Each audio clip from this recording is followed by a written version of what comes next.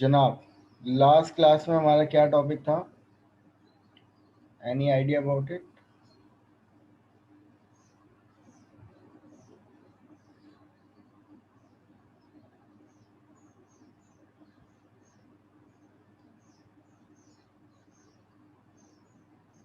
Sir inheritance और life cycle. Inheritance. Inheritance में हमें दो जर्नल कैटेगरीज मिलती हैं, जिसको हम लोग कहते हैं जर्नलाइजेशन और स्पेशलाइजेशन। क्या था ये? दुआ आप बताएंगी? What is generalization and what is specialisation?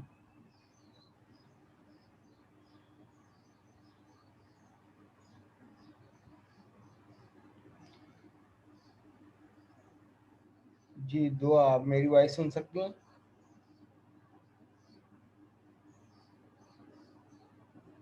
Okay.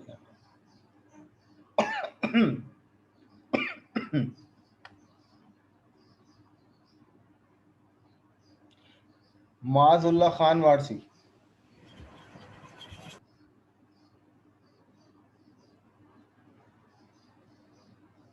जनाब, what is generalization, what is specialization inheritance के अंदर? ये दो टर्म्स हमें मिली थी, क्या होती? माइक है तो वॉइस पे बात करो भाई।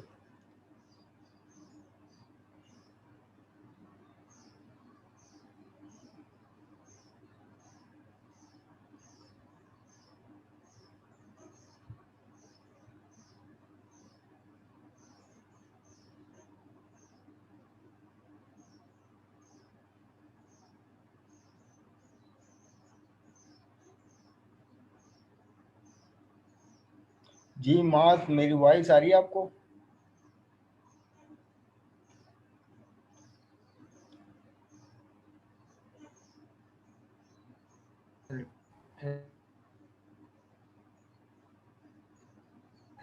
हेलो। जनाब। हेलो, अस्सलाम वालेकुम सर। वालेकुम सलाम। सर जनरलाइजेशन में शायद के एक ही सुपर क्लास से तमाम क्लासेस को इनहेरिट कर रहे होते हैं। और स्पेशलाइजेशन में? और स्पेशलाइजेशन में यानी एक स्पेसिफिक क्लास एक सिर्फ स्पेसिफिक क्लास के लिए हमने बनाई है। जी फजीन, आप बताना चाह रही थी? सर इसमें डिफरेंट क्लासेस जो होती हैं अपने पेरेंट क्लास से सेम एट्रीब्यूट्स को इनहेरिट कर सकती हैं और स्पेशलाइजेशन में हर क्लास का अपना एक स्पेशल एट्रीब्यूट होता है जो किसी और सही है। क्लास से इनहेरिट नहीं होता। जी, तो जो हम लोगों ने डॉक्टर की बात की थी कि जनाब, एक बड़ा डॉक्टर भी हम उसको डॉक्टर कहते हैं और एक छोटी क्लिनिक वाले डॉक्टर भी हम उसको डॉक्टर कहते हैं। This is called generalization. लेकिन अगर डॉक्टर को स्पेसिफिक किया जाए कि जनाब ये जो है वो ऑपरेशन भी कर सकता है और ये जो है वो एक सर्जन है बेसिकली, तो सर्जन को हम जर्नलाइजेशन नहीं कर सकते उसमें। वो अब स्पेशलाइजेशन में आ गया। क्यों? क्योंकि उसकी एक स्पेशलिटीज़ है। अब इसी तरीके से डॉक्टर्स की भी टाइप्स होती हैं कि जनाब कोई कोई जो है वो कार्डियोलिक होता है, इसी तरीके से कोई जो है आर्थोपैडिक होता है, इसी तरीके से कोई जो है वो डर्मेटोलॉजिस्ट होता है। This all are doctor generalization. But अगर हम इनकी स्पेसिफिक बात की जाए तो इनमें स्पेशलाइजेशन क्या होगी? इनके अपने यूनिक फीचर्स। तो जनाब, सर्जन भी वो कार्डियोलॉजिस्ट भी जो है वो डॉक्टर है। तो डॉक्टर क्या है? एक जनरलाइज क्लास है। लेकिन एक स्पेशलिस्ट जैसे कार्डियोटिक, आर्थोपेडिक या डर्मेटोलॉजिस्ट या मैनिमो, तो ये क्या है? इनकी अपनी एक स्पेसिफिक क्लास है। क्यों? क्योंकि इनमें पे एक स्पेशलिटीज हैं जो कि एक दूसरे से क्या हैं? यूनिक हैं। बट डॉक्टर के जर्नल फीचर्स होते हैं इन सब में वो है कि भाई पेशेंट को देखना, उनको दवाई रिकमेंड करना। सही है। और इसी तरीके से अगर इन लोगों की भी बात की जाए कि जनाब के जो सर्जन्स हैं कि भाई ऑपरेशन करते हैं, तो भाई दिल का डॉक्टर दिल का ऑपरेशन करेगा, सही है। स्किन का डॉक्टर जो है वो स्किन की सर्जरी करेगा। इसी तरीके से हड्डियों का डॉक्टर जो है वो हड्डियों का इलाज करेगा, उसका ऑपरेट करेगा। तो ये है कि कोई और किसी की जॉब परफॉर्म नहीं कर सकता। क्यों? क्योंकि ये हर स्पेसिफिक स्पेशलिस्ट के unique feature. Is it clear? तो जनाब इनहेरिटेंस के कॉन्सेप्ट को समझना ज़रूरी है, क्योंकि इससे जुड़े हुए तमाम एक और जो पिलर है जो कि हमें पॉलीमॉर्फिज्म का मिलता है ऑब्जेक्ट ओरिएंटेड प्रोग्रामिंग में, तो उसकी इम्प्लीमेंटेशन इनहेरिटेंस के बगैर नहीं हो सकती। ठीक है, तो जनाब पहले तो मुझे कोई ये बताए कि इनहेरिटेंस की हम लोगों ने टाइप पढ़ी थी। तो जनाब हमारे पास एक टाइप थी मल्टी लेवल की और एक थी हिरार्कल की। दोनों में डिफरेंस किसी को पता है?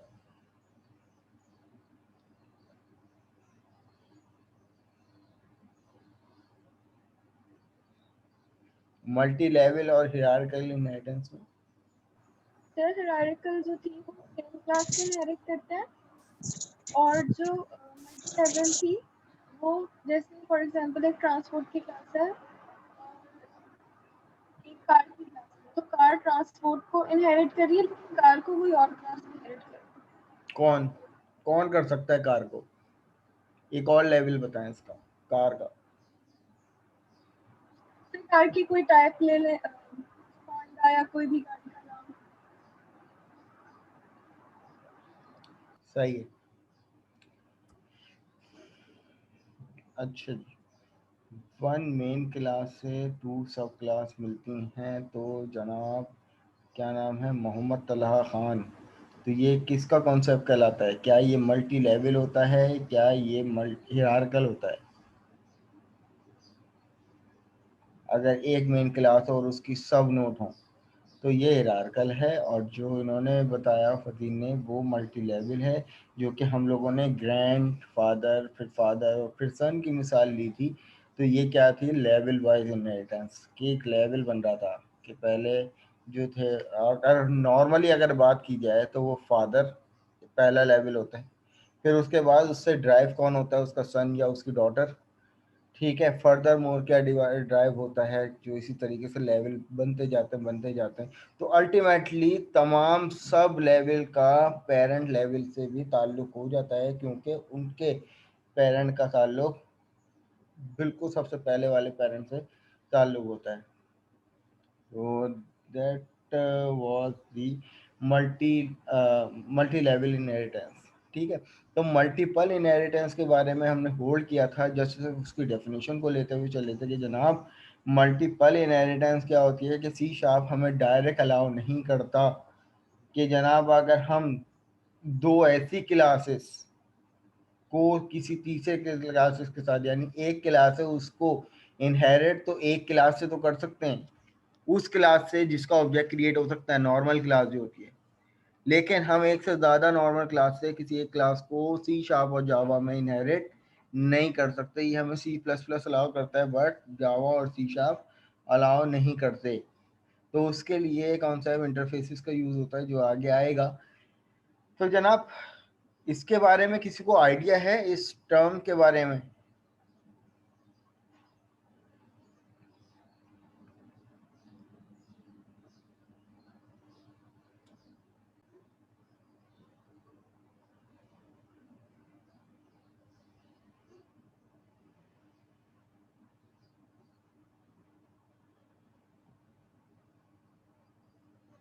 ऑलराइट जनाब, पॉलीमॉर्फिज्म बेसिकली क्या होता है कि ये ग्रीक वर्ड है जिसके दो मतलब होते हैं। एक वर्ड ये है और एक वर्ड ये है। इन दो वर्ड से मिलकर एक सिंगल वर्ड मिला है और इसने पूरी टर्म क्रिएट की है पॉलीमॉर्फिज्म के नाम से। ये ऑब्जेक्ट ओरिएंटेड प्रोग्रामिंग का तीसरा अहम पिलर है। पहला पिलर इनकैप्सुलेशन पढ़ लिया था, दूसरा पिलर लास्ट क्लास में इनहेरिटेंस का पढ़ा, और जनाब ये तीसरा पिलर है जो कि इनहेरिटेंस के बगैर इम्प्लीमेंट नहीं होगा। इसकी अप्रोच क्या है? पॉली मतलब होता है मैनी, ठीक है। यहाँ पर इन्होंने लिखा हुआ भी है कि जनाब के पॉली का मतलब होता है मैनी, और जो दूसरा वर्ड है मॉर्फिज्म का मतलब होता है फॉर्म्स। अब इसकी मैं मिसाल इस तरीके से दूं, इसको अभी इग्नोर करना। यहाँ पर ये पेंट है। अब पेंट में ये आपको पता है इसको क्या कहते हैं, सर्कल कहते हैं, इसको क्या कहते हैं, रेक्टेंगल कहते हैं, इसको क्या कहते हैं जनाब, राउंडेड रेक्टेंगल कहते हैं। इसी तरीके से इसको क्या कहते हैं, हेक्सागोन कहते हैं। ये क्या होता है जनाब, पेंटागन होता है। ये डायमंड होता है हमारे पास, ठीक है। अगर मैं यहाँ पर आकर सर्कल को ड्रॉ करता हूं तो क्या मैं इसको शेप कह सकता हूँ? इसी तरीके से अगर मैं यहाँ पे आकर इसको स्क्वायर क्रिएट करता हूँ, क्या मैं इसको शेप कह सकता हूँ? इसी तरीके से यहाँ पे आके मैंने डायमंड क्रिएट कर दिया, क्या मैं इसको शेप कह सकता हूँ? These all are shape, but shape का अपना कोई वजूद नहीं है। इस बात को मेरे जहन में रखना अभी, कि शेप का अपना कोई वजूद नहीं। हाँ, circle is the shape, square is the shape, diamond is the shape, and अगर हम बात करते हैं इसकी तो this is also the shape. इसी तरीके से pentagon, this is also the shape. This all are shape. अगर मैं यहाँ पे बात करूँ तो जनाब यहाँ पर ये जितने भी हैं इस बॉक्स के अंदर, this all are shape, but shape का कोई अपना वजूद है? आप लोग मुझे बताएं अपने जहन से सोचकर, क्या शेप का अपना कोई वजूद है? What is shape? हाँ, सर्कल का वजूद है, स्क्वायर का वजूद है, डायमंड का वजूद है, बट शेप का अपना कोई वजूद नहीं है। ये बात मुझे एक्नॉलेज करके बताओ कि क्या ये वाली बात हजम होती है, समझ में आती है? और मुझे यहाँ पर एलेबोरेट करके बताओ कि पॉली और मॉर्फिज्म कैसे डिफाइन करोगे इस पूरी डायग्राम में। पॉली का मतलब था मैनी, मॉर्फिज्म का मतलब था फॉर्म्स। तो क्या ये पॉलीमॉर्फिज्म है या नहीं?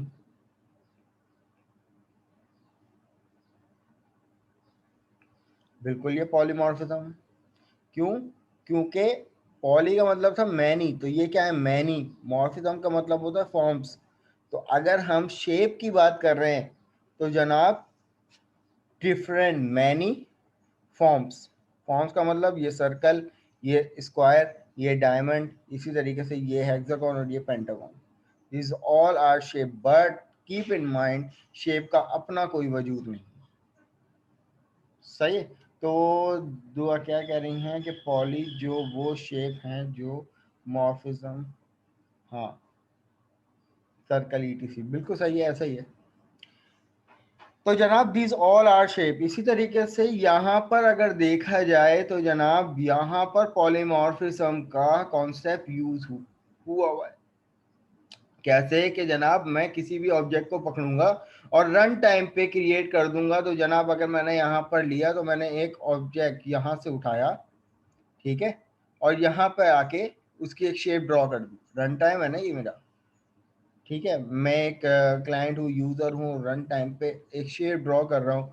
तो जनाब ये क्या है, रन टाइम पे ये एक शेप की कोई एक क्लास है, लेकिन रन टाइम पे जिस स्पेसिफिक शेप को मैं यूज कर रहा हूँ वो रन टाइम पे उसी शेप को ड्रॉ करके दे रहा है। अब इसी तरीके से मैंने यहाँ से इसका ऑब्जेक्ट पिक किया तो जनाब इसने मुझे ये वाला शेप ड्रॉ करके दे दिया रन टाइम पे। मैंने यहाँ से इसको पिक किया तो इसने मुझे ये ऑब्जेक्ट क्रिएट करके दे दिया। But this all are the shape, but shape का अपना कोई वजूद नहीं है। अब यहाँ पर बात कर लो, एक एग्जाम्पल इन्होंने मैनुअल में भी दी हुई है, मैनुअल को भी देख लो भाई। कि भाई अगर आप एक पर्सन हो, अगर आप अपनी बात करते हो या मैं अपनी बात करता हूं, तो जनाब हम क्या हैं? पर्सन हैं। अगर हम शॉपिंग मॉल में जाते हैं तो क्या हम पर्सन जैसा वो बिहेव करते हैं? तो बिहेवियर क्या होता है हमारा? वहां पर मॉल में जाकर या किसी बाजार बाजार में जाकर, कहीं भी जाकर, वहां पर हम एक कस्टमर के तौर पर ट्रीट कर रहे हो। क्या ऐसा है या नहीं? तो क्या पर्सन का कोई वजूद हुआ? नहीं, पर्सन तो कोई भी है, आप मैं जो भी हैं। लेकिन अगर हम किसी शॉपिंग मॉल में जाते हैं तो वहां पे हमारी फंक्शनैलिटी क्या होती है? कोई मैनेजर, कोई सेठ वगैरह ऐसी कोई बिहेवियर नहीं होता। हम जाते हैं वहां पे एज अ कस्टमर। इसी तरीके से when you are in the bus, अगर आप किसी पर्सन हो और आप किसी बस में बैठे हुए हो, तो वहां पर आप बिहेव लाइक ड्राइवर या कंडक्टर नहीं करते, वहां पर बिहेव लाइक पैसेंजर करते हो। समझ में आ रहे? तो पैसेंजर का वजूद है तो पर्सन है। सही है, आप मैं जो भी हैं। लेकिन हम जो हैं अगर बस में बैठे हुए होंगे कि ट्रैवल कर रहे हैं, बस ट्रेन या किसी भी जगह पे, तो वहां पे हम एज अ पैसेंजर के तौर पर ट्रीट कर रहे हो।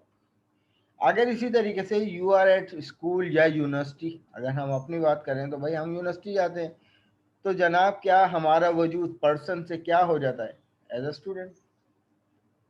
सही है, पढ़ने जाते हैं ना भाई। तो अब इसी तरीके से when you are at a home, अगर आप अपने घर की बात कर लो, तो आप हो तो person yourself, but behave like son, और अगर गर्ल्स की बात की जाए तो वो डॉटर। मुझे तो सबसे पहले ये एक्नॉलेजमेंट करो कि क्या ये थियोरिटिकल कॉन्सेप्ट समझ में आया तुम लोगों को? ये चीज़ क्लियर होगी तो हम लोग इसकी कोडिंग भी आसानी से इम्प्लीमेंट कर सकते हैं। फलसफा मुझे एक्नॉलेज करो कि क्या ये क्लियर है या नहीं। ठीक है जनाब, चलो great. So here one person Ali, अगर किसी एक बंदे की बात की जाए, उसका नाम अली है, तो एक्टिंग लाइक कस्टमर। अब है तो वो पर्सन, तो ये कौन सी क्लास हो गई? ये एक जर्नल क्लास हो गई पर्सन की, जो कि रन टाइम पे जो भी इसके पास सिचुएशन आएगी कि अगर जनाब ये रन टाइम पे अगर किसी मॉल पे हुआ तो ये ट्रीट करेगा एज अ कस्टमर। अगर ये कोई पैसेंजर, अगर किसी बस में हुआ तो ये ट्रीट करेगा एज अ पैसेंजर, और अगर यूनिवर्सिटी वगैरह में हुआ तो ये स्टूडेंट के तौर पर ट्रीट करेगा। अगर वो घर में हुआ तो जनाब वो सन या डॉटर की शक्ल में के बिहेवियर में जो है वो ट्रीट करेगा। So this is the polymorphism. इसको कहते हैं, इस पूरे कॉन्सेप्ट को कहते हैं जनाब पॉलीमॉर्फिज्म।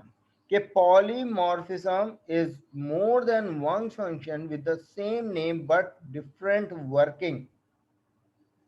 ठीक है, कहने को मेरा नाम अफान है और मैं एक पर्सन हूं। अगर मैं डिफरेंट डिफरेंट जगह पे, डिफरेंट डिफरेंट प्लेसेस पे अगर जाता हूं तो मेरा बिहेवियर उसी हिसाब से होगा। तो क्या मेरा अपना कोई बिहेवियर हुआ? मुझे बताओ कि क्या अपना पर्सन का कोई वजूद हुआ?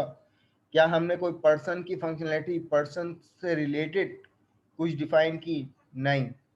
बट हम ये कह रहे हैं कि person behave like different forms. तो पर्सन क्या हुआ? पर्सन कोई भी हो सकता है, मैनी। सही है। और फॉर्म्स, एक फॉर्म क्या है? कस्टमर। एक फॉर्म क्या है? पैसेंजर। एक फॉर्म क्या है जनाब? स्टूडेंट। एक फॉर्म क्या है? सन या डॉटर। और इसी तरीके से दसियों फॉर्म्स। तो this is the polymorphism approach. अब जनाब हमारे पास टाइप आ जाती है पॉलीमॉर्फिज्म की, जिसमें से पहली टाइप आती है स्टैटिक पॉलीमॉर्फिज्म और दूसरी टाइप आती है डायनामिक पॉलीमॉर्फिज्म। सही है। टाइप हमारे पास क्या है? स्टैटिक पॉलीमॉर्फिज्म में हमें क्या कॉन्सेप्ट मिलता है जनाब? Static polymorphism also called the early binding. Viva में आपसे ये भी पूछा जा सकता है व्हाट इज अर्ली बाइंडिंग या what is compile time polymorphism. तो परेशान मत होना, this is the static polymorphism, this is the type of the polymorphism, जिसमें हमें कॉन्सेप्ट मिलता है मेथड ओवरलोडिंग का और ऑपरेटर ओवरलोडिंग का। मैं ना तो मेथड की बात कर रहा हूँ, मैं तो ना ऑपरेटर की बात कर रहा हूँ, मैं तो सिर्फ ओवरलोडिंग की बात कर रहा हूँ। और इस बारे में सबको पता है, शाबाश, कोई एक बंदा बता दे जिसको पता है कि ये ओवरलोडिंग का कॉन्सेप्ट होता क्या है। याद है कंस्ट्रक्टर ओवरलोड किया था? यस सर, सेम कंस्ट्रक्टर में डिफरेंट पैरामीटर्स होते हैं, नंबर ऑफ तो पैरामीटर्स क्या मैं डिफरेंट। उसको पॉलीमॉर्फिज्म कह सकता हूँ? यस सर, कह सकते हैं। अगर इस सेंस में कहा जाए कि भाई मैनी फॉर्म्स, एक क्लास के डिफरेंट फॉर्म, एक क्लास के different constructor, the same name, person itself person है लेकिन बिहेव लाइक। तो अब अगर मैं बात करता हूं पहले कंस्ट्रक्टर की जिसमें कोई भी पैरामीटर नहीं है, तो है तो वो एक कंस्ट्रक्टर है, एक फंक्शनैलिटी होगी उसके अंदर। अगर दूसरे कंस्ट्रक्टर की बात की जाए तो जनाब वो क्या होगा कि उसमें एक पैरामीटर है। अब इसमें जो हमें जो पहली टर्म मिलती है मेथड ओवरलोडिंग, तो जैसे आप कंस्ट्रक्टर को ओवरलोड करते हो वैसे ही मेथड को भी ओवरलोड किया जाता है। और बल्कि किया भी होगा आप लोगों ने कि same method but number of parameter is different is the pure definition of this. Calculator, calculator में क्या आपके पास फिक्स होता है कि आप सिर्फ दो ही नंबरों को ऐड करवाओ? मैं पूछ रहा हूं आप लोगों से,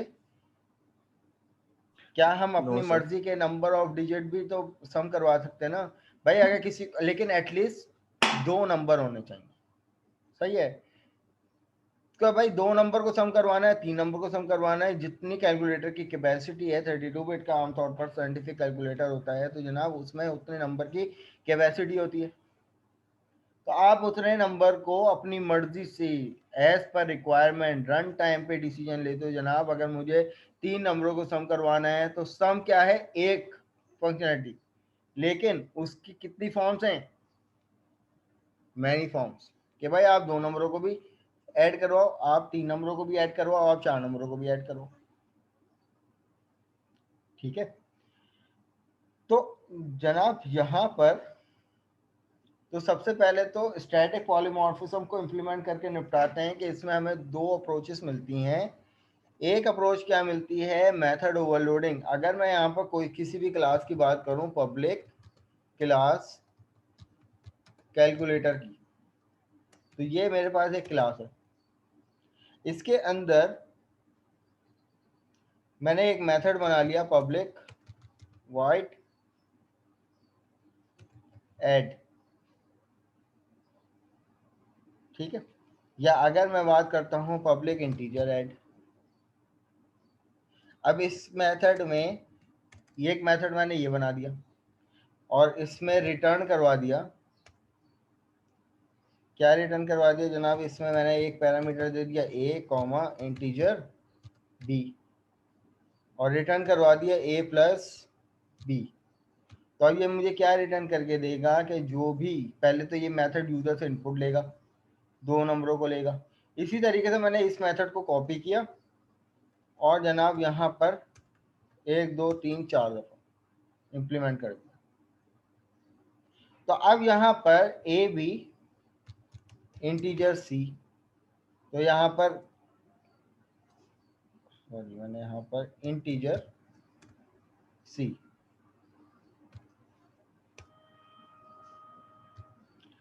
सही है। इसी तरीके से यहाँ पर integer C comma integer D. तो यहाँ पर मैं क्या करूँगा जनाब कि इस तरह लिखने के बाद इंटीजर डी, फिर इसी तरीके से plus D plus E plus E, और यहाँ पे आप इसके पैरामीटर बना दो। ये आ जाएगा जनाब हमारे पास, इसको कॉपी कर लेते हैं और यहाँ पर इंटीजर ई। जनाब क्या यहाँ पर हम इसको पॉलीमॉर्फिज्म कह सकते हैं? पॉलीमॉर्फिज्म के भाई मेथड क्या है? डिफरेंट, और फॉर्म्स, यानी क्लास एक है, उसके अंदर method with the same name, but उसके बिहेवियर क्या है, रन टाइम पे चलेंगे बिहेवियर के जनाब। अगर मुझे इसकी मैं पॉलीमॉर्फिज्म कैसे कहूंगा इसको, मैं पॉलीमॉर्फिज्म ऐसे कहूंगा कि जनाब calculator C1 equal to new calculator. अब जनाब एक ही ऑब्जेक्ट होगा लेकिन उसके बिहेवियर डिफरेंट होंगे रन टाइम पे एज पर रिक्वायरमेंट। कि जनाब मैं C1 डॉट करने के बाद जब मैं ऐड का मेथड करता हूं तो यहाँ पर देखो इसने मुझे 4 ओवरराइड मेथड दे दिए, 1 से लेकर 4 तक के। एक मतलब कि इसने पहला पैरामीटर कहा कि आप इस मेथड को एक तरीके से चला सकते हो जिसमें आप 2 मेथड दोगे। इसने जब मैंने नेक्स्ट किया तो इसने कहा कि भाई आप इस ऐड के नाम से एक और मेथड है जिसमें आप 3 पैरामीटर भी दे सकते हो। ऐड के नाम से तीसरा पैरामीटर तीसरा मेथड है जिसमें आप 4 पैरामीटर भी दे सकते हो। उसी ऐड के नाम से जो है वो आपके पास सेम मेथड है बट उसमें नंबर ऑफ पैरामीटर क्या है, डिफरेंट। तो इसी तरीके से कुछ ना कुछ, चाहे वो विंडोज फॉर्म में हो या कंसोल में हो, हमें क्या कुछ ओवरराइड मेथड मिलते हैं ऐसी। अगर आप लोगों ने देखा होगा तो मैसेज बॉक्स डॉट शो की मैं बात करता हूं। क्या मैसेज बॉक्स डॉट शो में हम पे वाजिब है कि क्या हम एक ही पैरामीटर दें सिर्फ अपना मैसेज? नहीं, उसमें हमें ये भी अलाउ है कि जनाब आप 4 पैरामीटर भी दे सकते हो। कौन कौन सा? एक आपका अपना मैसेज, एक कैप्शन, एक बटन और एक आइकन। क्या ये बात समझ में आई कि क्या मैं उसको स्टैटिक पॉलीमॉर्फिज्म कह सकता हूं कि मेथड है एक बट उसके नंबर ऑफ पैरामीटर क्या हैं, डिफरेंट। तो जनाब यहाँ पर ये प्योर एग्जांपल है किसकी, स्टैटिक पॉलीमॉर्फिज्म में मेथड ओवरलोडिंग। मेथड का नेम कहीं भी डिफरेंट नहीं है बट इसने नंबर ऑफ पैरामीटर डिफरेंट करके इसकी फंक्शनैलिटी रन टाइम पे चेंज कर दी। कि यानी C1 डॉट करने के बाद जब मैं ऐड करूंगा और यहाँ पर यूजर से इनपुट लूंगा, यूजर ने कहा 2 और 3 को जनाब ऐड कर दो, तो ये क्या करेगा कि भाई 2 और 3 को सम करके मुझे रिटर्न करके दे देगा। तो यहाँ पर मेरे पास जो है वो आंसर क्या आना चाहिए, 5 आना चाहिए, जो मैं एक्सपेक्ट कर रहा हूँ।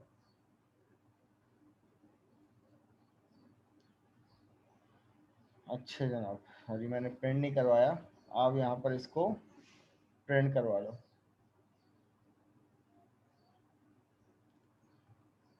कंसोल डॉट राइट लाइन और यहाँ पर इसको इस तरीके से प्रिंट करवा दो। तो जनाब ये मुझे प्रिंट करके देगा 5।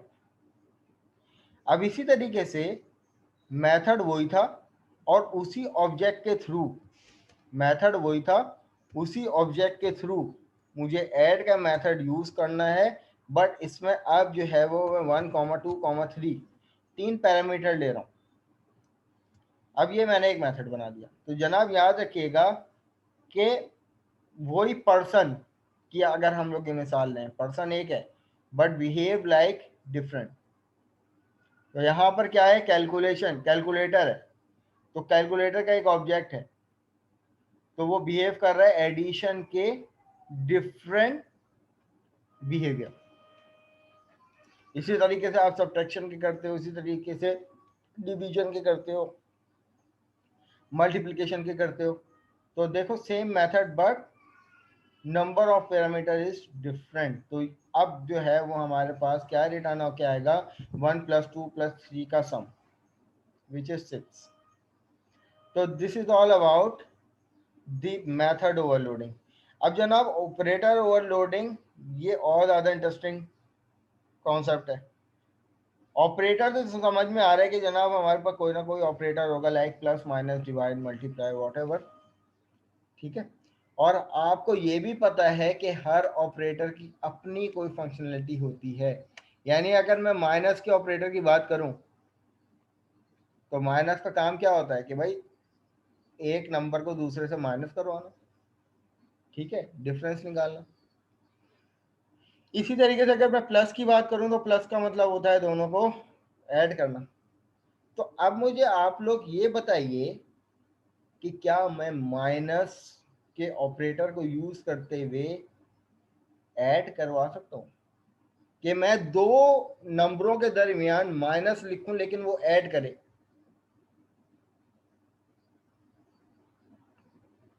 तो अब इसका मतलब क्या है, ये करूंगा मैं ऑपरेटर ओवरलोडिंग से कि जनाब मैं दो ऑब्जेक्ट्स के दरमियान लिखूंगा माइनस, लेकिन वो फंक्शनलिटी क्या देगा, वो देगा प्लस की। तो इस कॉन्सेप्ट को कहते हैं ऑपरेटर ओवरलोडिंग, लेकिन हर ऑपरेटर ओवरलोड नहीं हो सकता। ठीक है, तो जनाब अभी हम लोग यहाँ पे बात करते हैं ऑपरेटर ओवरलोडिंग की। तो एक मिसाल लेते हैं कि जनाब मेरे पास अब कैलकुलेटर के बजाय एक क्लास है पपाई। इस कार्टून कैरेक्टर के बारे में तो सबको पता होगा, पपाई द सेलर मैन, बहुत पुराना कार्टून आता था। तो जनाब यहाँ पर हमने इस पपाई के कुछ एट्रीब्यूट डिफाइन कर दिए कि जनाब फॉर सपोज पब्लिक इंटीजर इसकी power comma height comma health comma size, ये इसके कुछ जर्नल एट्रीब्यूट हमने डिफाइन कर दिए। अब जनाब ऑपरेटर ओवरलोडिंग होती किस तरीके से है, सही। तो ऑपरेटर ओवरलोड करने का इन्होंने सिंटैक्स भी हमें बताया होगा कि जैसे मेथड ओवरलोडिंग के बारे में इन्होंने एग्जांपल दिया है उसको कोड के साथ, तो इसी तरीके से ऑपरेटर को ओवरलोड करने के लिए भी इन्होंने एक सिंटैक्स हमें बताया कि भाई सबसे पहले एक्सेस मॉडिफायर आता है, फिर क्लास का नेम आएगा, फिर ऑपरेटर का कीवर्ड आएगा, और फिर कौन सा ऑपरेटर है जिसको आप ओवरलोड कर रहे हो, और फिर उसमें क्या पैरामीटर्स होंगे, और यहाँ पर फंक्शनलिटी। तो जनाब इसको, इस मेथड को बनाते कैसे हैं ऑपरेटर ओवरलोड के मेथड को, तो जनाब यहाँ पर कहा जा रहा है कि सबसे पहले एक्सेस मॉडिफायर आएगा, हमने पब्लिक कर दिया। दूसरी चीज क्या आएगी, क्लास का नेम।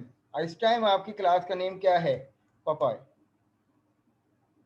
ठीक है, तीसरी चीज इसने क्या की थी, तीसरी चीज इसने कही थी कि भाई जनाब ऑपरेटर का कीवर्ड आएगा, तो यहाँ पर ऑपरेटर का कीवर्ड आएगा। देन उसके बाद सिंबल बनाओगे। अब हम यहाँ पर ऑपरेटर को ओवरलोड करने जा रहे हैं, कौन से ऑपरेटर को, माइनस के ऑपरेटर को, कि हम जनाब माइनस के अंदर एक ऐसी फंक्शनलिटी डिफाइन करें कि जो प्लस का काम करे। हमने माइनस को ओवरलोड कर दिया। अब जो मेथड का नाम हुआ ना वो माइनस हुआ, कौन सा ऑपरेटर, क्योंकि ऑपरेटर ओवरलोड कर रहे हैं, तो ऑपरेटर कौन सा है, माइनस, तो मेथड का नाम क्या हुआ, माइनस। अब इसकी रिटर्न टाइप क्या है, क्लास टाइप है। ठीक है, अब इसके अंदर कहा था कि भाई पैरामीटर भी आएंगे, ये ऑपरेटर सिंबल दे दिया हमने। अब यहाँ पे पैरामीटर, तो हमने एक पैरामीटर दे दिया पपाई P1। इसी तरीके से हमने यहाँ पर एक और पैरामीटर दे दिया पपाई P2। ठीक है जनाब, फिर इसी तरीके से यहाँ पर हमने बना दी बॉडी। अब ये एरर क्यों आ रहा है, जब क्योंकि ये कुछ ना कुछ रिटर्न करेगा ना, रिटर्न करेगा ना, जब तक कि मैं रिटर्न नहीं करवाऊंगा तब तक ये एरर आता रहेगा। तो अब यहाँ पर हमने क्या फंक्शनलिटी डिफाइन करनी है जनाब, कि मैंने एक ऑब्जेक्ट बनाया पपाई, सॉरी टेम्परेरी पपाई के नाम से, which is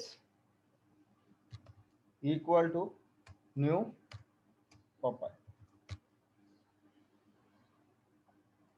अब यहाँ पर मैंने क्या कर दिया इसको, कि जो मेरे पास टेम्परेरी पपाई है उसके अंदर मैंने P1 डॉट करने के बाद, सॉरी यहाँ पर इसको मैंने कहा कि टेम्परेरी पपाई डॉट, अब क्या है भाई मेरे पास पपाई के एट्रीब्यूट भी तो है ना, मैंने पहला एट्रीब्यूट उठाया पावर, जिसको बराबर कर दिया P1 डॉट पावर के, और उसको ऐड करवा दिया P2 डॉट उसकी पावर से।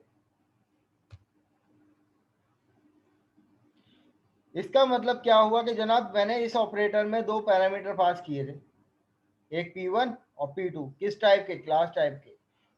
अब क्लास टाइप के पैरामीटर हैं तो मतलब ये ऑब्जेक्ट हुए, ऑब्जेक्ट ओरिएंटेड प्रोग्रामिंग की टर्म में। इन ऑब्जेक्ट से मैं क्या कर रहा हूँ, इनके मेंबर को एक्सेस कर रहा हूँ। कि जो मैंने एक टेम्पररी पपाई का एक ऑब्जेक्ट बनाया था उससे एक्सेस किया, और इन दोनों ऑब्जेक्ट से इन दोनों के इस एट्रीब्यूट को क्या कर दिया, सम करवा दिया। इसी तरीके से मैं ये वाला काम सारे ऑब्जेक्ट में करूँगा, सारे उसमें करूँगा एट्रीब्यूट के लिए। तो जनाब मेरे पास टेम्पररी पपाई डॉट करने के बाद मुझे क्या मिलता है, इसकी दूसरा attribute dot health equal to P1 dot health plus P2 dot health. Class हमारी meeting less than a minute रह गई है, मैं यहाँ पे स्टॉप कर रहा हूँ इससे पहले कि इंटरप्शन हो। तो आप लोग न्यू सेशन ज्वाइन कर लो आफ्टर 5 मिनट, राइट।